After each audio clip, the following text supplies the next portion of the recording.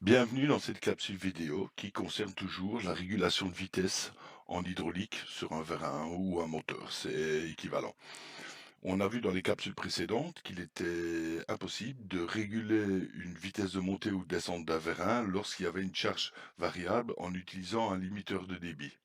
En effet, la différence de pression, la pression différentielle entre l'entrée et la sortie du limiteur de débit n'était pas constante, donc la vitesse variait. Il existe un élément hydraulique pour pallier à ce problème que l'on appelle le régulateur de débit. Ici, sur votre écran, vous pouvez voir un exemple de régulateur de débit sécurisé. Il existe deux types de régulateurs de débit. Nous allons en voir un dans cette capsule vidéo, qui est le régulateur de débit à deux voies. Quelle est la différence entre un régulateur et un limiteur? Eh bien, un régulateur, c'est un limiteur sur lequel on a ajouté une balance de pression. Cette balance de pression a pour but de maintenir constante la pression différentielle, c'est-à-dire la constance entre la pression en entrée A et la pression en sortie B.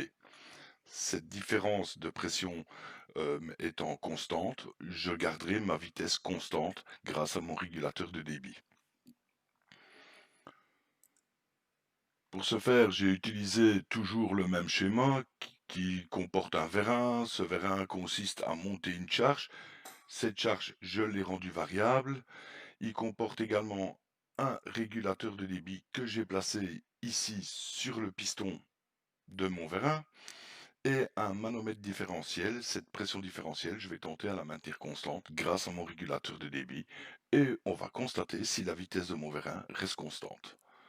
J'actionne mon distributeur 4.3 et là, sur mon graphique qui comporte la vitesse, la force du vérin et la pression différentielle, je peux déjà faire des constatations. La première constatation concerne la force que j'ai appliquée à mon vérin, c'est-à-dire la charge. Vous remarquez que cette charge, je l'ai rendue variable brusquement en appliquant des pics importants, passant par exemple de 4000 Newton à 10 000 Newton. Donc ma charge est variable. La vitesse de mon vérin, on va remarquer qu'elle tente à rester constante, plus ou moins 0,4 mètres par seconde. Il y a des pics, ces pics sont dus à l'inertie et à la vitesse de variation de la charge. En entendant, l'avantage de mon régulateur de débit, on peut déjà le constater ici, c'est que il essaie de tenir ma vitesse constante au plus proche de sa moyenne. Ma différence de pression différentielle, qui, elle, rentre en jeu pour maintenir ma vitesse constante, elle est également maintenue constante, toujours avec des pics qui sont dus, je le rappelle, à la variation brusque de ma force appliquée sur le vérin. On peut déjà conclure que le régulateur de débit est un appareil qui est adapté pour les charges variables. Bien sûr, comme le limiteur de débit, on va devoir le choisir en fonction de sa perte de charge, de la taille du débit qui le traverse, etc. C'est un régulateur de débit ici à deux voies. Régulateurs de débit, on peut les utiliser pour les charges variables.